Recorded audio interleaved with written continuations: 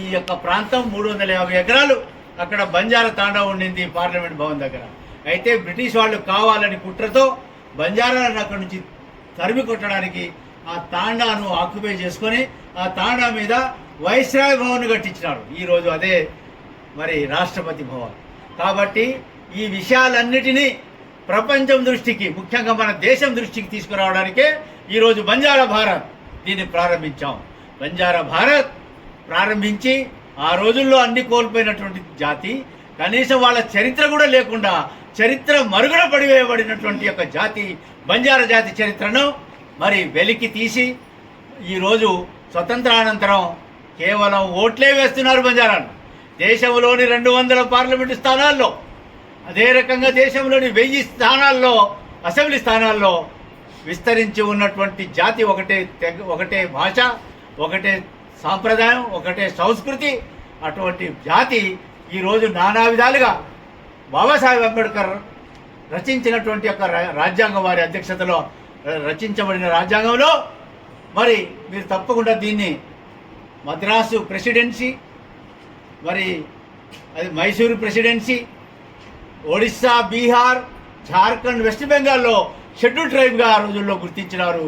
మరి కర్ణాటక, హిమాచల్, ఢిల్లీ, ఉత్తరప్రదేశ్, పంజాబ్, హర్యానాలో schedule క్యాస్ట్గా వీళ్లను treat చేసి తెలంగాణతో సహా కొన్ని రాష్ట్రాల్లో ఎస్సీ ఎస్టీలో కలపలే. ఆ విషయాలను ఇందిరాగాంధీ గారు ప్రధానమంత్రిగా ఉన్నప్పుడు తెలంగాణ బంజారాలకి అన్యాయం జరిగింది, నష్టం జరిగిందని ఆ రోజు ఇందిరాగాంధీ గారు ప్రత్యేకంగా శ్రద్ధ తీసుకొని నా నాయకత్వంలో జరిగినటువంటి యొక్క మూమెంట్ను వారు గుర్తించి 108 ఆఫ్ 1976 పార్లమెంట్ అమెండ్మెంట్ యాక్ట్ ద్వారా మాకు షెడ్యూల్ ట్రైబ్స్గా ఇచ్చినటువంటి మహాతల్లి మరి ఇందిరాగాంధీ గారు, వారికి మేము ఎంతో రుణపడి, వారి కాలంలో మా వాళ్ళు 2 ముఖ్యమంత్రులుగా ఉన్నారు మహారాష్ట్ర నుంచి 4 పర్యాయాలు. అదేవిధంగా కేటీ రాఠోడ్ కర్ణాటక నుంచి కర్ణాటక ప్రదేశ్ కాంగ్రెస్ కమిటీ ప్రెసిడెంట్గా ఉన్నారు. 1 డజన్ మంది మంత్రులు మహారాష్ట్ర, కర్ణాటక, ఆంధ్ర, తెలంగాణలో 1 డజన్ మంది మంత్రులు పనిచేసినారు. అదే రకంగా 3 రాజ్యసభ సభ్యులు, 6 లోకసభ సభ్యులు కూడా మరి ఇందిరాగాంధీ గారు ఉన్నప్పుడు మాకు బతుకుబాట చూపించి మాకు రాజకీయం కూడా అవకాశం దొరికింది. అయితే ఇందిరాగాంధీ గారి తర్వాత యూపీఏ చైర్పర్సన్గా సోనియా గాంధీ గారు అదే తెలంగాణ, ఎక్కడైతే లంబాడీలకు అన్యాయం జరిగిన తెలంగాణ ఉందో ఆ తెలంగాణలో ఉన్న యువకులు ప్రాణత్యాగాలు చేసిన దాన్ని చూసి చలించి ఆ తెలంగాణకు సెపరేట్ తెలంగాణ ఇచ్చినటువంటి సోనియామ్మకు కూడా మేము ధన్యవాదాలు తెలపడానికి అక్కడికి వెళ్తున్నాం. అదేవిధంగా మరి ఇప్పుడున్నటువంటి ప్రధానమంత్రి గారికి కూడా మేము ధన్యవాదాలు తెలియజేయబోతున్నాం. ఎందుకు అంటే ఈ మధ్యలో ప్రధాని మోదీ గారు సబ్కా సాత్, సబ్కా వికాస్, సబ్కా విశ్వాస్, సబ్కా ప్రయాస్ అని చెప్పేసి వస్తున్నాడు. సబ్కా అంటే అందరికీ, ఆ అందరిలో మేము కూడా ఉన్నామని చెప్పడానికి పోతున్నాం.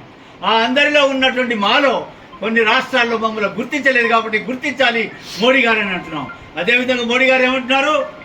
1 nation 1 constitution, 1 nation 1 ration, 1 nation 1 subscription, 1 nation 1 ration అని చెప్పేసి మరి ఈరోజు వారు చెప్తూ ఇప్పుడు వారిని అడుగుతున్నాం, Modiji, when 1 nation 1 constitution is there, why not 1 nation 1 Banjara 1 reservation? ఇది మేము అడగడానికి పోతూనే వారికి ధన్యవాదాలు చెప్తున్నాం. దేనికంటే మా కులద్వయమైనటువంటి యొక్క పౌరాదేవి ప్రాంతం ఏదైతే ఉందో మహారాష్ట్రలో, అక్కడ 700 కోట్లతో బంజారా నగర మ్యూజియాన్ని మోదీ గారు మోగించినారు. ఆ యొక్క మ్యూజియాన్ని ప్రారంభించినారు. అది బంజారా మ్యూజియం కాబట్టి వారికి మేము ధన్యవాదాలు తెలియజేస్తూ, వారు ఏదైతే నగారా మ్యూజియం ఇచ్చినారో అదే నగారా మోదీ గారు 1 nation 1 constitution, 1 nation 1 Banjara 1 reservation కావాలని చెప్పేసి అడుగుతున్నాము. తర్వాత దేశంలో మా ఆస్తులు, హర్యానాలో లోహాగఢ్ కిలా, లక్కీషా బంజారా బకన్షాల వద్ద 7000 ఎకరాల్లో కట్టించినటువంటి కిలా, అదే రకంగా ఢిల్లీలో ఉన్నటువంటి యొక్క మా భూములు, మా యొక్క ఆస్తులు, అదేవిధంగా బంజారా హిల్స్లో ఉన్నటువంటి 750 ఎకరాలు శివలాల్ పేరు మీదతో ఏదైతే ఉండిందో, అదే రకంగా హాతీరామ్ బావాజీ మఠం 2450 ఎకరాలు, వాటిని కూడా ఆ భూముల్ని కూడా ప్రభుత్వం మాకు ఇవ్వమని అడగడంలే.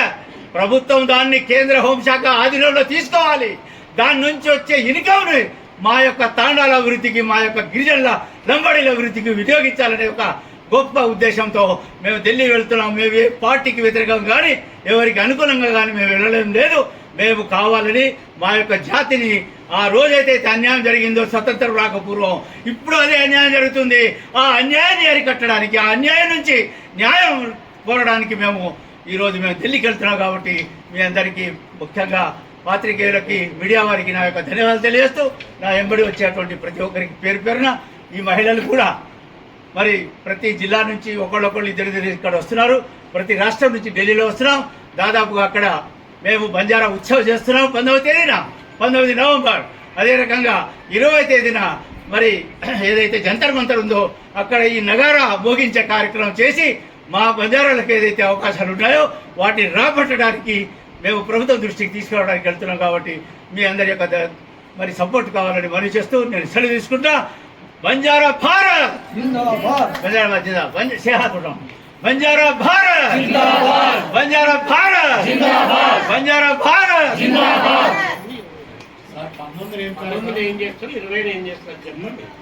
19వ తేదీ ముఖ్యంగా ఆ రోజు స్వతంత్రం రాకపూర్వం జరిగినటువంటి యొక్క అన్యాయము, ఆ రోజు లాక్కున్నటువంటి ఆస్తులు, బ్రిటిష్ వాళ్ళు మాకు క్రిమినల్ ట్రైబ్గా ముద్ర వేసిన తీరు, అది దాని మీద చర్చ. రెండవది అదే రోజు ఇందిరాగాంధీ కాలంలో మాకు జరిగిన న్యాయం ఏదైతే ఉందో మీకు చెప్పింది, ఆ న్యాయం వారు చేశారు. కాబట్టి వారికి పుష్పమాల్యార్పణ చేస్తున్నాం ఇందిరాగాంధీ గారికి.